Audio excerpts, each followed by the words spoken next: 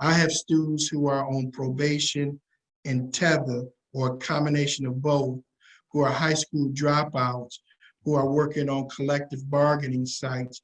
As soon as we get them through the functional sentencing piece, which I just had a young man, Angela, that the judge gave him time served for being in our program, which equated to 1 year.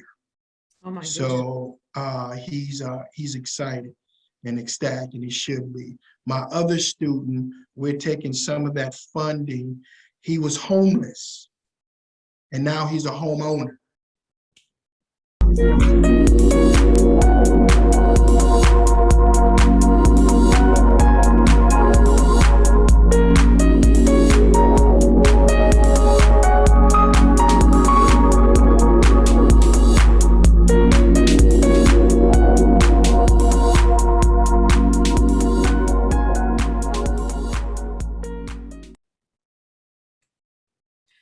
Well, hello, everyone. Welcome to a great and awesome Monday as well as week. I am your host, Angela Matthews with Urban Interests. We have great stories as well as guest information for you. We're going to talk about what happened in New York City. There was something that took place over the weekend. We'll tell you about that. It involves the name of George Floyd and his brother. Then also the women converged on Washington, D.C. in massive droves and numbers. Of course, we'll tell you about that as well. And then there was the 66th annual Detroit NAACP Freedom Fund dinner or gala that happened in Detroit over the weekend. But there was just a little bit of contention that was there. We'll let you know about that as well. We're going to talk about affordable housing in minority communities. We have a very special guest with us that's going to educate us on what is going on. We hear a lot about housing and a lot about people trying to create affordable housing, but this young man is doing that work. So stay tuned, stay connected. We will be right back with Urban Interest. Movies, documentaries, TV shows, local, national, world news, history, and culture. No network can tell your story better than UIN because we are you. With us, you can become more than just a consumer. You become a keeper of the culture and empowered. Go to uintv.net, click on a channel to support and subscribe today. Do it now. All right, so let's get to our stories for today. New York City unveiled its Scene and Justice exhibit in the Union Square Park over the weekend. The exhibit features bronze statues of George Floyd, Breonna Taylor, and John Lewis.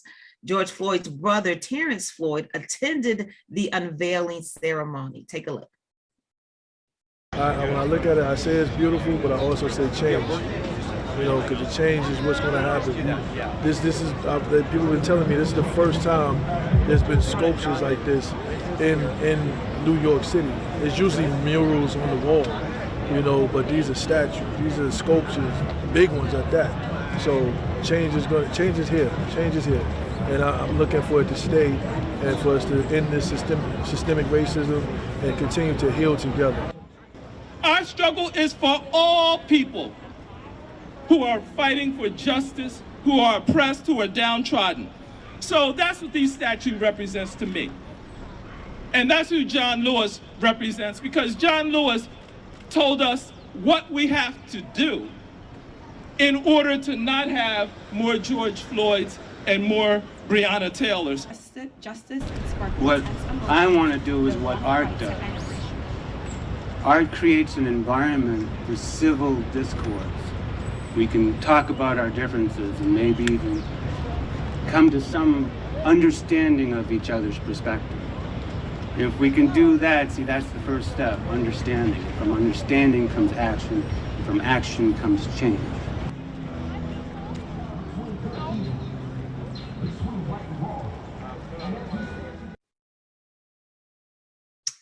From understanding comes action, and from action comes change. You heard that from the artists who created these bronze statues. My goodness, that was so emotional. I must get to New York because I must see it for myself. And as our beloved US Senator John Lewis have said, get into good trouble. And there's a difference between good and bad trouble. We do appreciate what the artist has done as well as what's taking place. However, guess what? The statue of George Floyd was vandalized. Can you believe that? After a man on a skateboard threw paint on it. The statues of Breonna Taylor and John Lewis were unharmed. People still have reckless and crazy behavior. Thousands of women converged on Washington, D.C. Saturday in support of abortion rights. They took their protests all the way to the steps of the Supreme Court. Let's take a look at this video.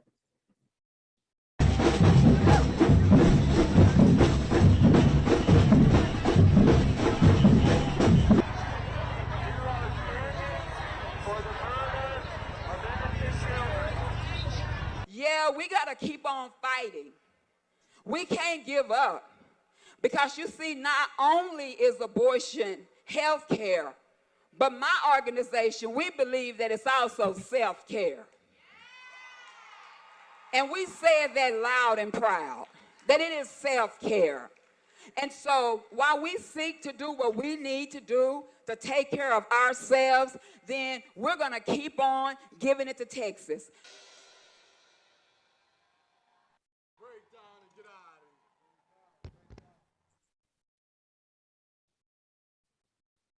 This year alone, we have seen nearly 600 restrictions introduced in 47 states. So no matter where you live, no matter where you are, this fight is at your doorstep right now. Check my names. Baby, how you feeling? Look, y'all, this moment is dark. It is dark, but that is why we are here. Movements exist because of darkness, and it is our job to imagine the light even when we can't see it.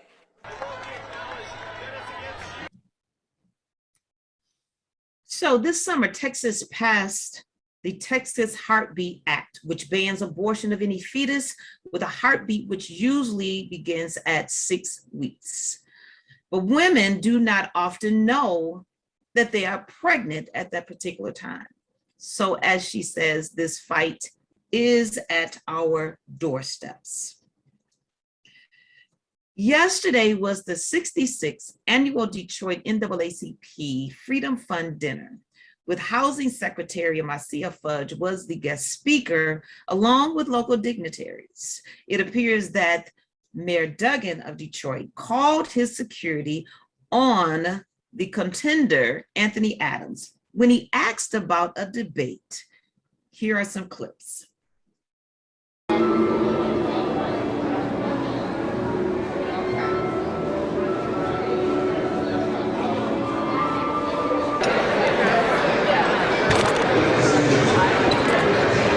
Detroit branch NAACP's 66th annual Fight for Freedom Fund dinner. Please turn your attention to the blue days as we begin this evening's experience. Our hearts cannot rest while we witness Haitian refugees walking thousands of miles, leaving their own trail of tears over valleys, mountains, and dusty places, seeking asylum and security in America. Yet they have been met with resentment.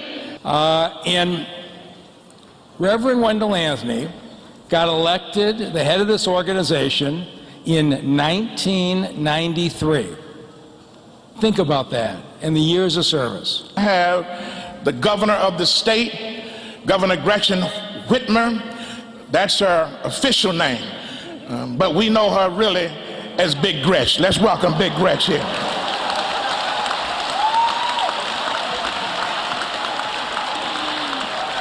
Good evening. Thank you, Rev. Good evening.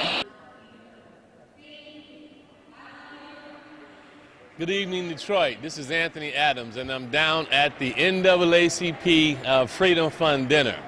And it's so ironic that we would do so much talking about democracy and the right to vote, and yet there's not been one question asked of this mayor as to why he won't debate the most qualified candidate he's ever faced in his entire life.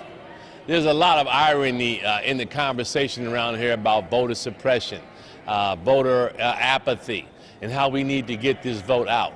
And so I'm here today to say, hey, voter apathy, we gotta kick it to the curb. I took the opportunity to go to the dais and to ask the mayor, I said, hey, will you debate me? He looked like a nervous Nelly. He turned his back and he motioned for a security guard to push me away. The fact that minority contracting is at an all-time low here in the city of Detroit. And when you talk about giving contracts, we're receiving less than 5% of a more than $6 billion spend under this current mayor's administration. Good evening. My name is Aurelia Brown. I would like to talk to you why I support Anthony Adams, because he teaches and speaks the truth. He's for a workable, an accountable government. Hey, good evening from the NAACP Freedom Fund dinner. Just wanted to offer my support for Mr. Adams running for mayor. City's looking good. I just moved back from North Carolina, Charlotte, back home to Detroit. I'm looking to get my hands dirty and help out and turn the city around. Let's go. Get out your vote. Hi, I'm Sherry Gay Danyogo, a Detroit School Board member. I'm honored to be here for the 66th NAACP Freedom Fund dinner. This is always a very auspicious occasion. Our community coming together from all over, not only the city of Detroit, the southeastern Michigan. It's time for a change here in the great city of Detroit. Throughout the politics as they have been embedded and things have went wrong. So we have an opportunity now for change, and we can change with a new man, with a new idea. Anthony Adams, I have talked with him about his platform, and his platform seems workable.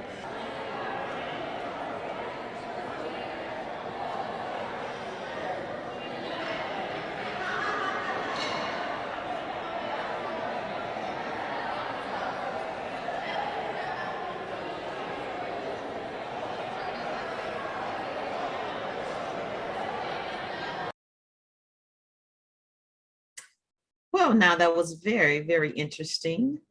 Even though the Reverend Wendell Anthony is a very devoted advocate of Mayor Duggan, there were supporters in attendance for Anthony Adams. If you want to see the extended video clip, you can go to our YouTube channel, DETIPTV. We are going to take a quick break, and we're going to come back and talk with Eric Eggleston. This is going to be a very interesting conversation because we're talking about creating affordable housing for minority communities equates to housing stabilization. So stay put. We'll be right back. 911, what's your emergency? Oh my God! A child just died! Signal 13 involving a child. Paramedics en route. It's time to put the guns down. We've had enough. My future. My future. My future. Our futures are in your hands. Adults, put the guns down. Wanna play? Sleep. Walk to school. Visit my friends. I want to feel safe. It's time. Time to end gun violence. Our lives depend on it. Adults, this is not a request. We demand that you protect us. Put the guns down. We have hopes. Dreams. Goals. Don't let a split second of anger with someone else take away my entire lifetime. Help us live. Help us thrive. Help us build a better future. You know, I think that this is a very appropriate segue into our next guest in talking about helping our young people, our youth build and thrive. They're asking for us to help them to do that. And this is exactly what Mr. Eggleston is doing.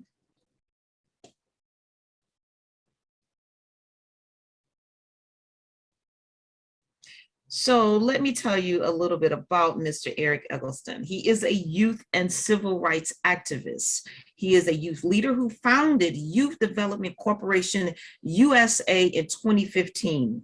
Eric is working to improve social, educational, career, cultural, economic conditions for the disadvantaged youth and youth aging out of foster care.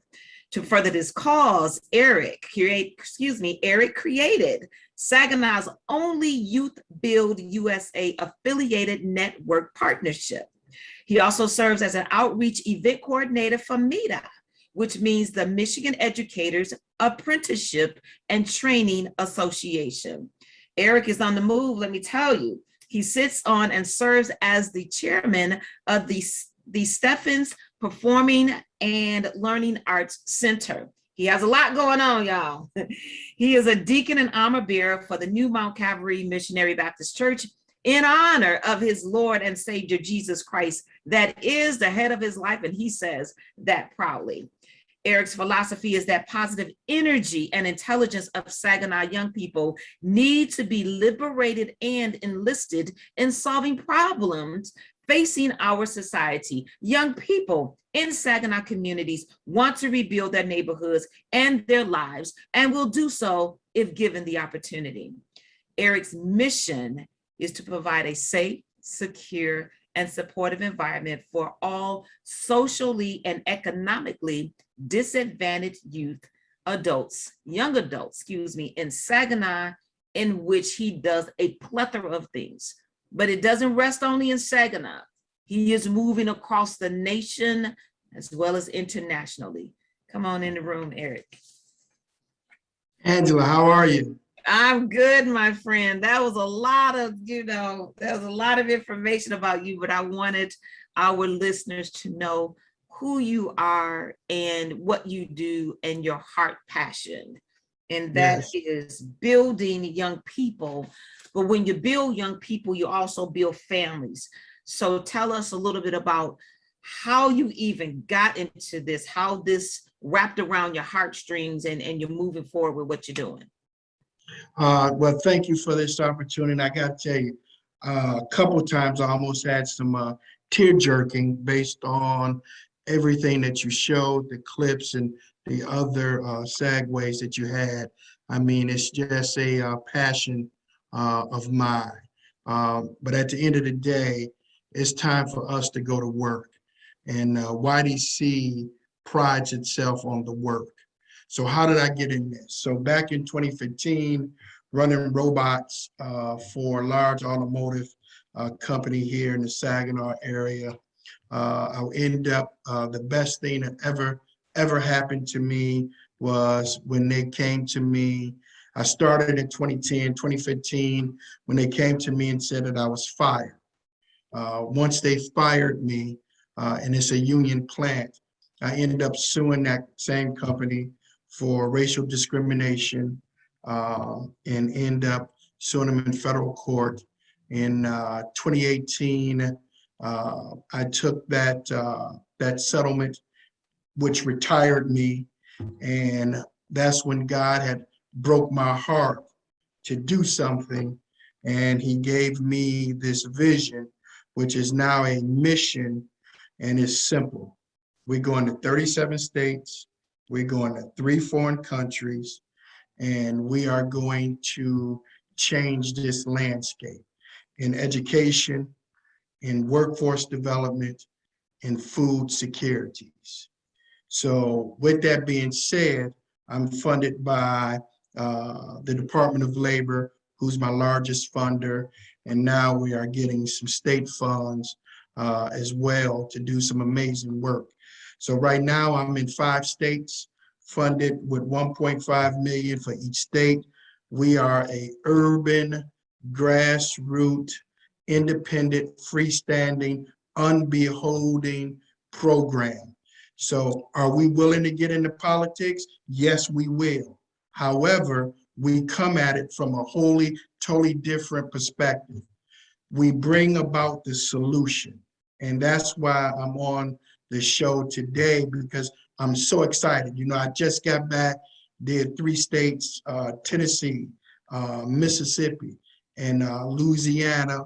And after I get done with you, I got to get to Ohio and Illinois for the next 3 days to start our program in those states, simply because we have the solution. So what is that solution that we talk about when we talk about educating and serving the disadvantaged? It's simple.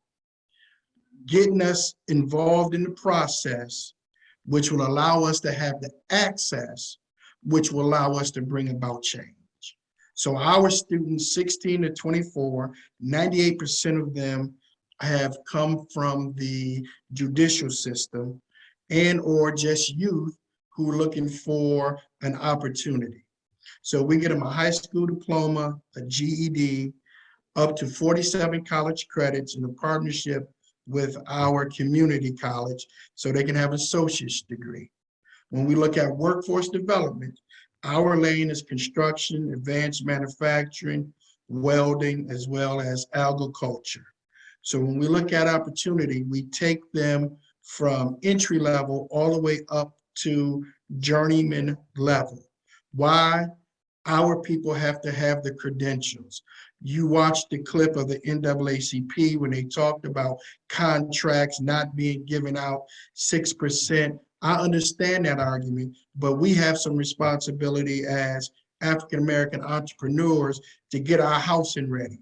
I can't talk about give me something when my infrastructure won't allow me to hold it. And that's one of the things that we have mastered here at YDC. Because when we go to the table, Angela, it's not an ask, it's a tail.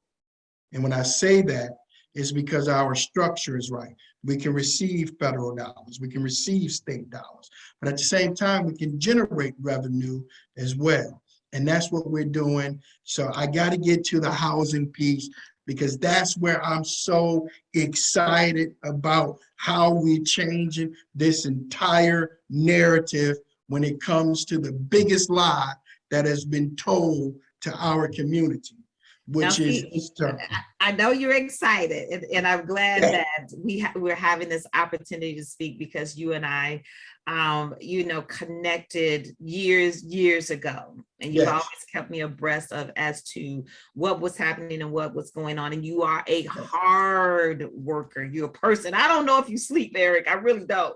I don't know if you sleep, because you're always working. You're always trying to build up people and build up communities. I heard you mention 37 states and 3 foreign countries. Yes. I heard you mention Louisiana, Mississippi, I do believe it was Tennessee. Yes. Tennessee, and those, so now you're going over to Ohio, and what is the other one? Illinois. Illinois. So are those, I know the 3 you mentioned, the other 2, it's got to be in Saginaw, got to be here in the state of Michigan that you are in. So, so here in foreign countries, where are you in the foreign countries? So for Michigan, we are in Saginaw, we are in Flint, we are coming to Lansing this round. So I'll be in Lansing launching this probably November, and then opening up the doors in January. We're affiliated with Detroit as well as Jackson. For our foreign countries, my heart is broke for my people and my community. That's Black and brown, and that's urban. I'm unapologetic for it. However, I'm not anti-white. We well diverse. But the first pilot project I did was in Africa and Uganda. So what we're going to be able to do is turn around, and we're going to expand on that with Ghana in that project, and bring the same thing we're doing here in the States. We're going there. Brazil is next. So as soon as we get some political stuff taken care of, I go out to Brazil, and we'll get that set for them as well. And the third place will be Australia.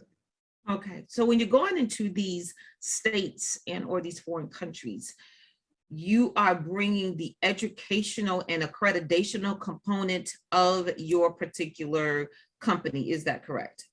That as well as a actual product. Okay. And so what is it?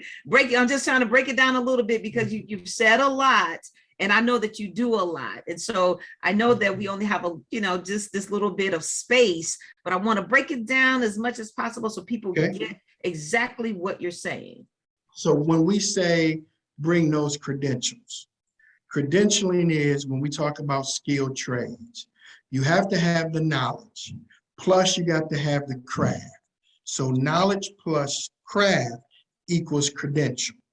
And so often in our urban areas, people want to pimp the property. They want to use us for free labor and or want to use us to be a sounding board, but don't leave the credentialing. And when you don't have the credentialing, you are still stuck in a sense of being suppressed and enslaved. Perfect example, and I know a lot of folks don't like to hear this. I will not partner with Habitat for Humanities when it comes to what they call affordable housing. Why? Because one, they use volunteer labor. And that's why the craftsmanship is not up to par. That's number one. But number two, when they look for organizations such as mine and youth build organizations all over the country, you want to bring me to your site. You want to use our students to build a home, but you don't want to give them credentials. So for us, we change that narrative. We do everything under our own roof. So again, we can offer that apprenticeship readiness, pre-apprenticeship, but as well as apprenticeship, all under our roof. Why? Because we are the authorized training site through NCCER. I'm also authorized under the Carpenters Union through their Career Connection. So because we offer those two curriculums, our students are able to also I have a young lady that will have her associate's degree before her GED is mailed to her. That's awesome, Eric. And it's because the credentialing is right here. So my staff, when you come into my building, my teachers are in the classroom. They are certified to teach the NCCER curriculum as well as the Carpenters Career Connection curriculum. When you go into what we call the back of the house, that's our pod room, our training room. We can train up to 36 different skilled trades right here on site. Those pods are being trained by those who are either a journeyman or journeywoman, or they are master in that field, which means now those students can receive all the way up to their journey level, as well as being a paid apprenticeship, because every last one of my students are earning here in Saginaw $11 an hour, 29 hours a week, just to be here in our building. And I am an authorized work site for the state of Michigan.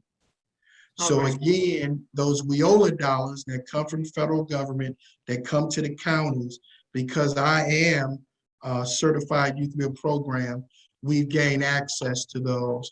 And then at the same time, we maximize it and we leverage it, which allow us to be able to really sit down at the table and tackle the main thing that is hurting the urban areas.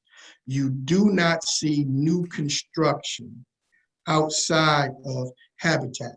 Well, in about 60 days, we're getting ready to break ground on our first model, which will be a home built out of steel, will be 820 square feet, because it's just our model. And then next summer, we're gonna break ground and we're gonna build 40 brand new steel frame housings that are literally energy efficient. Most homes have an R13 rating. That's the Pink Panther installation, or blowed in and you get an 18 Our homes would be an R44 rating. Our homes would be able to stand a Cat 5 as well. And these homes will be open floor plans. They will have a smart component to it, as well as a solar component. But what makes it incredible is the price.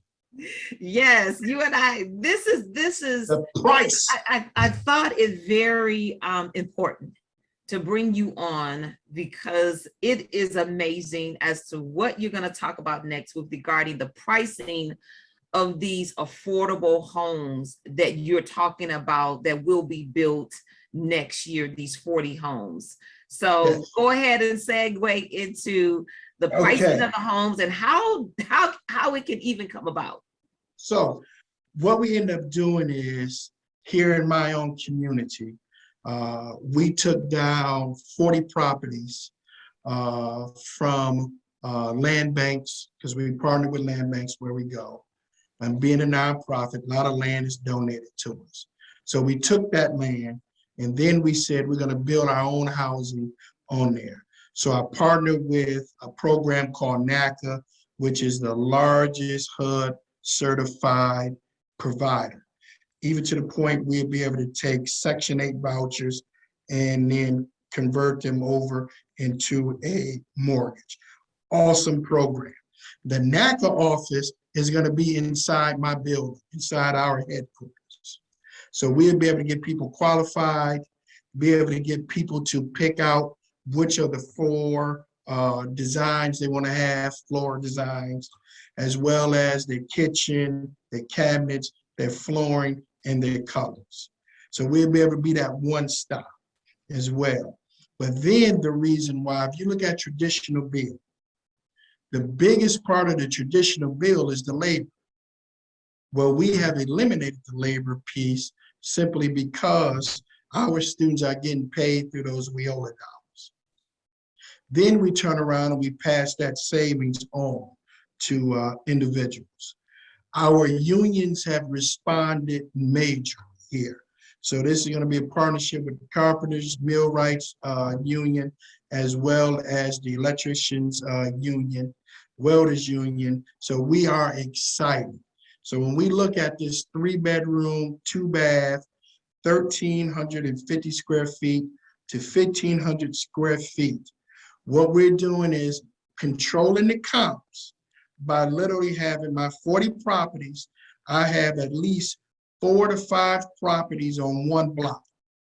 So when we put that first house down, the average cost in Saginaw of a home is about $60,000-65,000. Well, we putting a brand new home down for $70,000. Then the next 2 homes we do, they each going to raise up in value of a minimum of 20 to about 30,000. So now we done bought the comps back and we control the comps because they're new builds.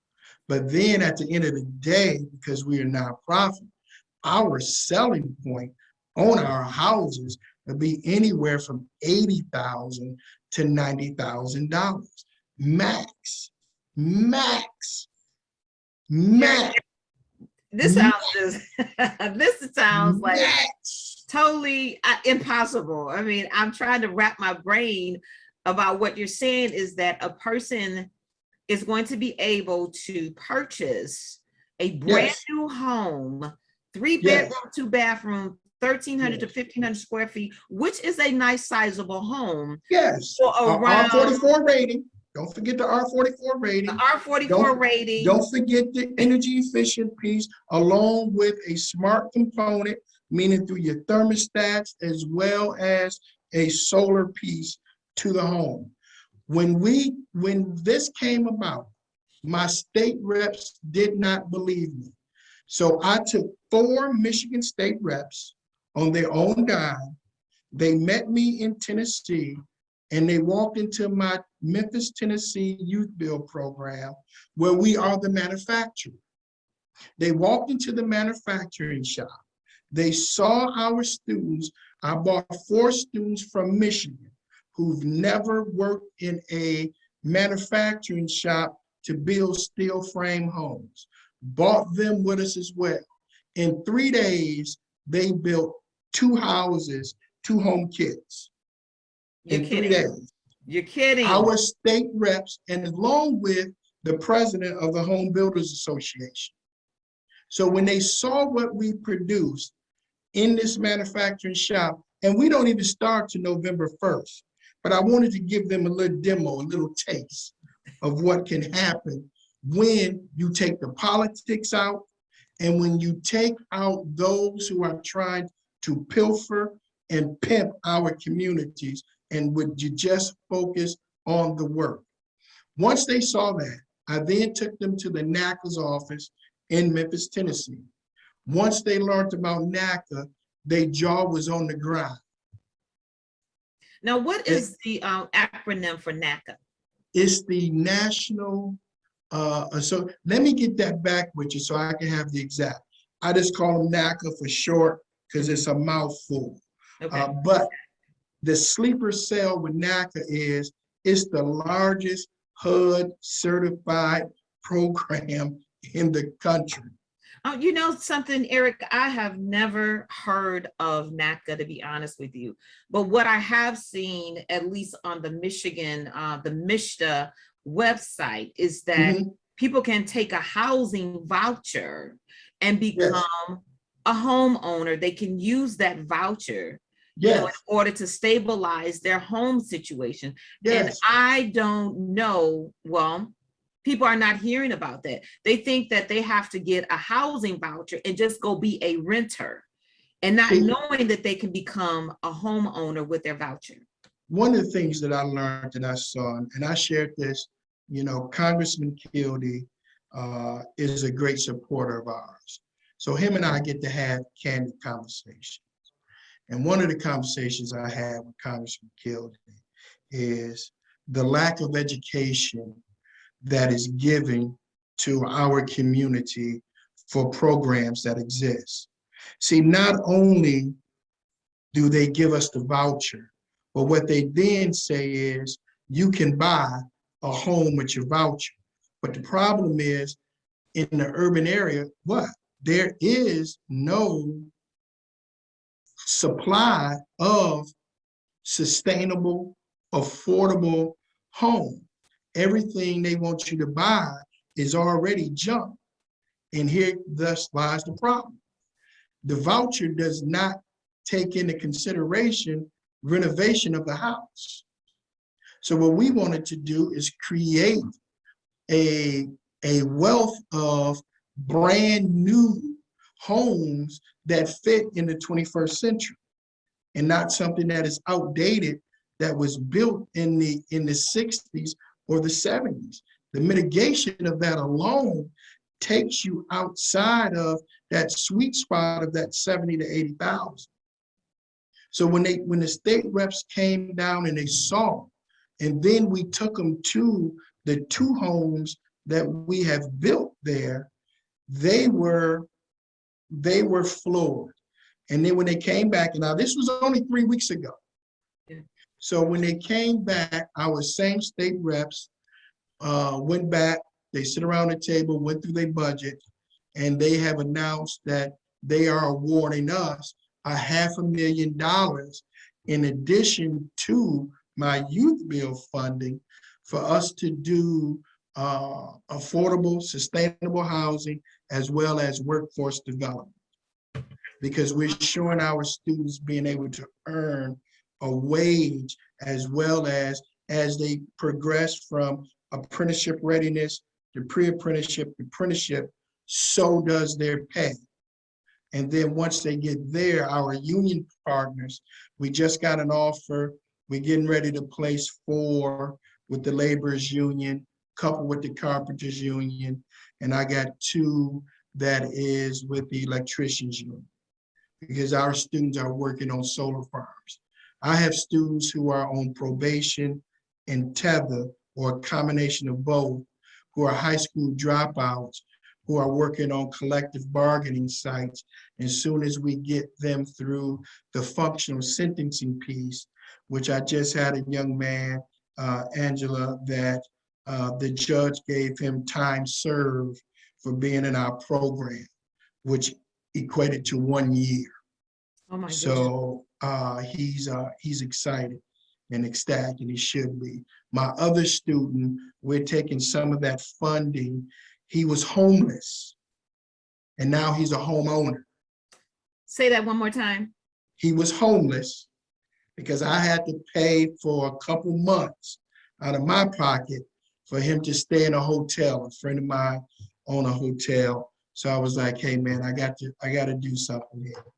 So this kid is working, he's 22, he's working third shift.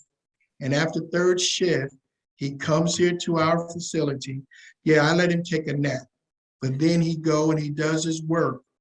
But now he's a homeowner. He's passed his electrical inspection, his plumbing inspection. So now we're getting ready to put probably about 10,000 into his home to finish it up. It's a little 2-bedroom, 1-bath home. But when you're homeless to a homeowner, see, again, we do the work. Yes. The work is done. It's in my quarterly reports, Department of Labor. But Angela, you can come here and you can touch it.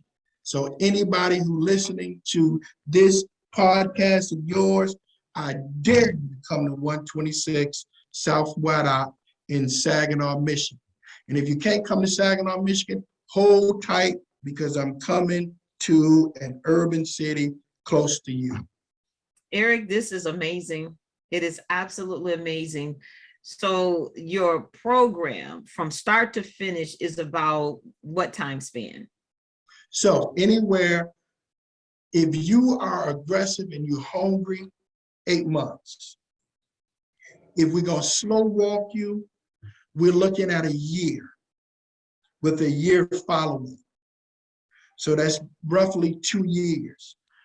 Angela, in the pandemic, we grew. We started January 1st of 2020 with 1 location with 1.5 million. Today, I'm in 5 locations with an additional, not 25% in kind. My in kind is about 33%.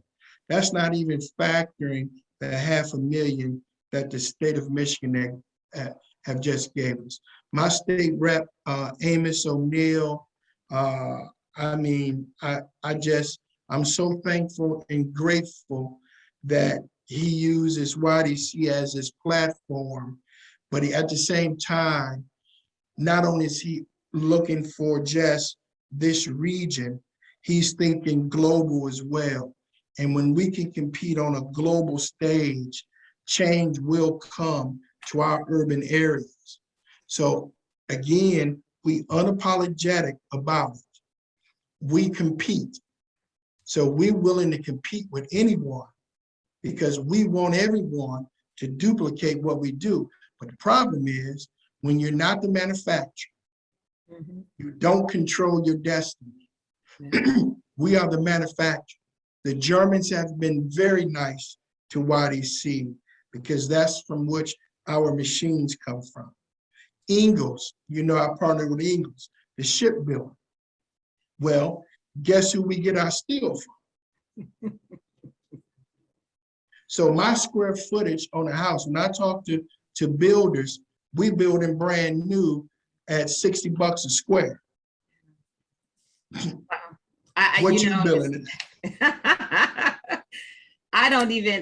This is so amazing, so educational. Yeah. I'm just absorbing all of what you said. I know that we have talked, and you said that you were going to do this possibly about maybe 5 years ago, and here you are doing the work, and the vision is coming forth. And so what banks are working with you so that people can get the funding? Well, biggest one is Bank of America. That's right. 13 billion. That's what it be. That's in this pot over the next 10 years through NACA. And here's what's crazy. NACA is in every state. It's in every state. You kidding me? It's in every state. It's in every state. Now, NACA, when our state reps went, they talked to NACA, showed them some issues that NACA had with having that urban presence. Well, that's when I stepped in and say that would no longer be the issue, because everywhere I have a youth bill office, NACA would be inside that office. And the people who are working as NACA representatives are coming through my youth bill program for customer service, which again are all Department of Labor registered apprenticeship programs. Hospitality, real estate, we're doing it all. We're doing it all under one roof. That's amazing. I'm wondering with regards to, what's happened over there with Haiti, the recent atrocity. And so Youth Build being able to connect and help to rebuild over in that area. Yeah, because our homes are kits. So we can drop ship them. Even Angela, so much, we just opened up our next 2 ventures. So we open up our own logistics. So I'm gonna say this to you, and then I will have the proof, because this just happened while I was in Tennessee. So we partnered with who? FedEx. Why did we partner with FedEx? Who's the best at logistics? Wow. FedEx. So FedEx contributed to us $100,000 in cash from Memphis, Tennessee. They also are handling the logistics for our manufacturing shop, which come up to about another $50,000. So they sent their vice president of logistics and a team of 3, and we are laying that out so we can be efficient in what we're doing. AT&T said, don't leave us out. They provide us with all our hot spots and everything we need for Memphis, which is also, I'm bringing it here to Michigan as well. On top of that, they opened up their checkbook and wrote a check for $10,000 and said next year we'll be able to apply for more, but they had about $10,000 left that they could use for a project like ours. So we're bringing all the right partners to the table to be able to do it. In Memphis, Tennessee, we've taken down 75 lots from the land bank. The land bank wanted us to take down 1,000 at a time. I said no, because I don't want to be cutting your grass. But if you give me the contract, and this is the other gentleman that was in one of your clips, you give me the contract, I'll start a landscaping element within our own company, because that is also registered with the Department of Labor. And you give me that contract, I will cut that grass for you cheaper than anybody else. So they said yes. So we have that going as well in Memphis. And here in Michigan, like I said, in Saginaw, the 40 properties we got, Angela, is, again, I want everybody to understand, if it had not been for my Lord and Savior, Jesus Christ, we would not be having this conversation. And I don't care who it offends. And I'm talking about them brothers and sisters who saying they doing the work in his name, but we haven't seen the change in our communities, in education, affordable housing, as well as in food security. So I think I sent you the article that hit the newspaper. So Saginaw, Michigan will be the site of the first indoor urban farm, because we're getting ready to do an indoor urban farm as well. So we have a lot of things. You just wrapped it all up into one, has brought it under one umbrella, which is a genius concept and operation. And so I'm glad that you've come on Urban Interest to share that with our viewers, because I have never heard about it. And to see you and hear you be so excited about it, we're gonna keep up with you. We're definitely gonna keep up with you and get over there to visit, to see with our own eyes. Well, I got a challenge for you. I want you to do a podcast from inside 2 locations. The first location in our steel frame home, and then in our urban farm.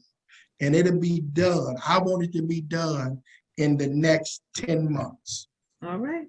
If we can make that happen, I want your audience to see it. All right. I'm sure we can make that happen. We'll make it happen. Here's just before we leave, you say steel framed homes. Yes. Now, for people who may not understand what that is, because you said, hey, it's built and we just kind of, drop it on the site where it needs to be. Some may say, is that really stable to do that? Is there stability here with a steel frame home? So when you look at what steel frame homes do, I tell you this, let's take the traditional wood build home, put it next to steel frame home, finish it in the inside, then let's douse it and light a match to it. At the end of that burn cycle, guess who frame is still gonna be standing? That's gonna be that steel frame home. All right. Okay. So in itself, because again, if anybody who wants to challenge it, let's challenge it. Our backup becomes what? We partner with Ingalls. What do you think the ships are made out of? Okay. When we look at R44 rating in our partnership with Ingalls and NASA, we get an R44 rating that's as thick as aluminum foil. So when we look at this and when we say sustainable, and I know we run out of time, but this is how I proved it to my state reps. We took a hammer and we put several holes in the traditional wall, which is made out of sheetrock, drywall, things like that. We took a hammer to ours and didn't even put a dent in it. Okay. All right. I think you made a pretty good, I see your face. You're funny. It's just something. So I have construction people come in and see it, and everybody that get to it, they jaw hit the ground. But this is what I want to leave your listeners with. Okay. As entrepreneurs who are of color, and I want to talk about our people, we have to stop opening up organizations that we're calling corporations, but our destiny depends on somebody else. We control everything under our roof. We're the manufacturer, we're the builder, we're the seller. That's good. Your manufacturer, builder, and the seller. So we're taking off 45 to 49% just off rent. So if your folks really want to go to it, tell them to go to Home Depot and put in steel frame housing kits. Home Depot sell them. So this is nothing new. This is nothing new at all. So I'm excited. I'm excited. I'm excited. I just came back. I'm fired up. So I'm getting my rest. Then I'm back on the road. But then I'm coming to Lansing. And when we come to Lansing, because it's the capital, I'm going to show out. All right. Well, come to Lansing to show out. Go to Detroit and show out. Yes, just ma'am. show out all over Yes, the ma'am. place, because you've got a great concept. And it is about time that affordable housing is really, truly its name, affordable. Yes. Yes. And also stabilizing, because at the end of the day, when you have that, when you have stabilization, a home that you can come to, kids are safe, kids are secure, it just turns everything around. It really does. And then you have people who work hard, who can't even afford a home. So they have to continue to rent and be at the mercy of all kinds of landlords, and Angie, you know my story. Yeah. You know my story. Yeah. My house, we gutted it using my students. Well, in my pilot project, that's what I did. When I got my settlement, I refused to move outside of the urban area. I did. So I told my wife, we're gonna do this. So what we did was we renovated our home, gutted it out, did an open floor plan, put the deck on, the fencing, we did everything. So, but in order to get that value, I was blessed to be able to get three other neighbors to allow the same crew that did mine to do theirs. And when that happened, our home value went from 70,000 to 125,000 on Amherst, Saginaw, Michigan. 1913 Amherst, Saginaw, Michigan, where I lay my head. For all your folks out there, realtors, pull up them comp values and tell me it can't be done. It can. All right. Listen, everyone, Mr. Eric Eggleston, he is the founder of Youth Development Corporation USA. As you can see, he's doing some awesome work. His mission, his goal, his vision is to be in 36 or 37 states, and you want to be in 3 foreign countries, and he's already making his way to do that. Eric, how can someone get in touch with you? Email address, phone number, however you want them to get in touch with you with regards to this information you're sharing.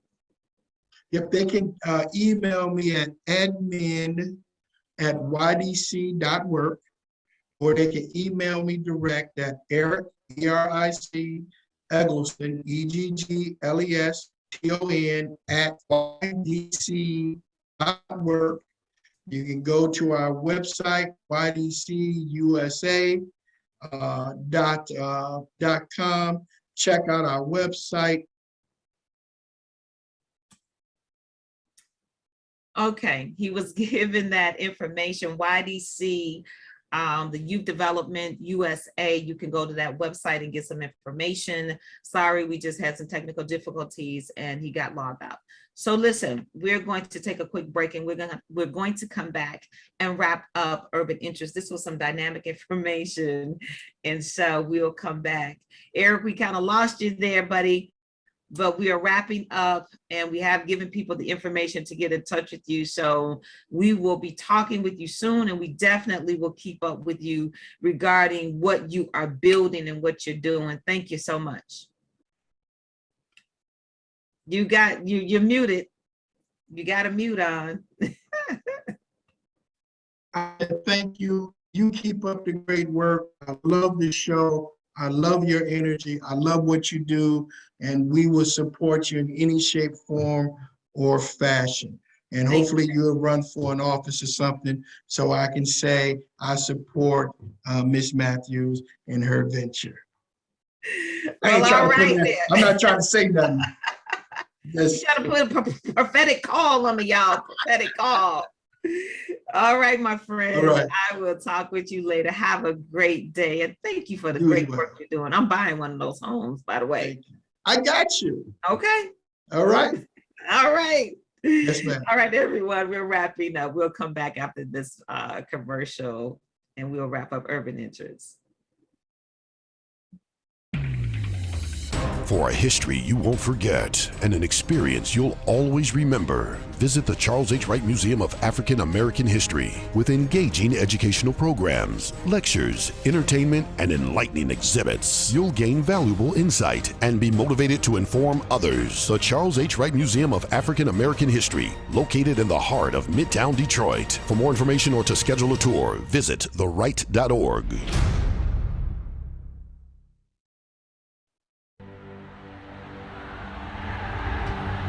Today, we bring you the first part of our global broadcast exclusive conversation. The streets of Tahrir have once again been filled.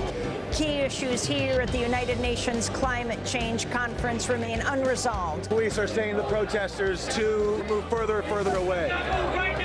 I'm Amy Goodman. And I'm Juan Gonzalez. And those are some of the headlines. This is Democracy Now!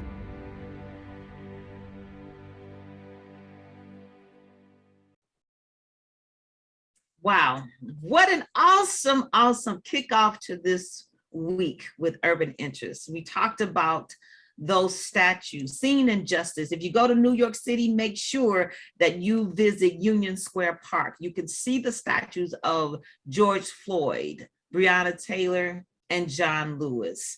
Just an awesome exhibit.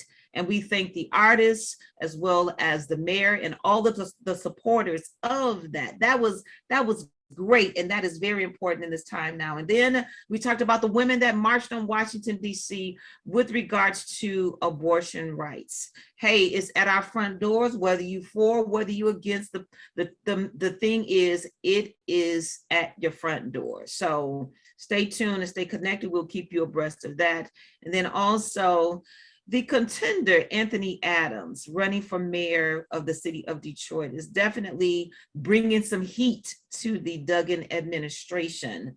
And so we will keep you abreast of that. We have been talking about that and showing the debates. To this day, the Mayor Duggan, has not debated Anthony Adams. This is an important election.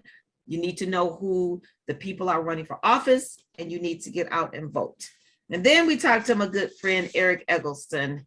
He is the founder of Youth Development Corporation USA, building homes, affordable homes, stabilizing the housing situation, as well as teaching youth and giving youth those life transferable skills that they can use. He's helping in many ways. So make sure you get in touch with him, but we will keep you connected to him as well. Listen, go to our Instagram page, that's urban.interest. Again, that's urban.interest, or DetroitIPTV.com, the YouTube channel, as well as UIN Broadcast Network. We are all over Atlanta, Washington, Chicago, California, DC. We're everywhere trying to bring you the news, views, and perspectives that you don't normally hear about. I am your host, Angela Matthews of Urban Interest. Stay tuned and definitely stay connected.